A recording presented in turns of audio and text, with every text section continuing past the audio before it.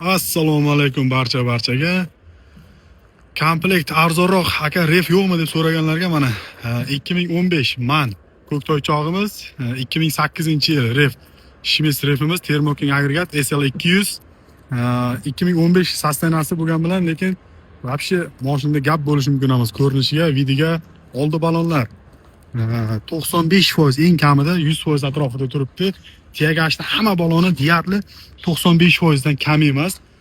Prinsipimizning holatini ko'ryapsizlar. Nima qilib? Prinsipimizning balonlari 4 ta baloni 70-80% atrofida, 2 ta baloni 95% atrofida yangi qo'yilgan ekan. Zapaskalari bor. Refimiz 2008-yil ishlab turgan, hozir rabochiy holatda, hozir yana yuk olib Rossiyaga chiqib ketayotgan ekan. Egalarining nomerlarini ekran yuziga hamda videoni pastiga qo'yib qo'yamiz. Bemalol aloqaga chiqib so'rashlaringiz mumkin. Xudo xolasa kelishtirib beramiz. Buni narxini so'raganlarga narxini $63,000 narxga deyishyapti. Varianti ham bor ekan. Telefon qilib bemalol variantlarini so'rab olsalaringiz bo'ladi. Variantlarini mashina bir qator salonni ko'rsatib o'tamiz. Salonlari rabochiy mashin ishga ketayotganligi uchun salgina nimasi bor. Yana e'tibor bermaymiz.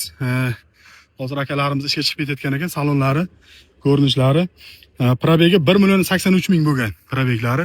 Stage konditsionerlari bor. Xudo xolasa rabochiy mashin ishga tayyor, shuni olib faqat reysga chiqadigan odam kerak. Mashinamiz lekin 18-400 kishilik man ekan, ekonomik varianti. Вообще lekin gap bo'lishi mumkin emas. Baklari 1 tonnalik bak ekan.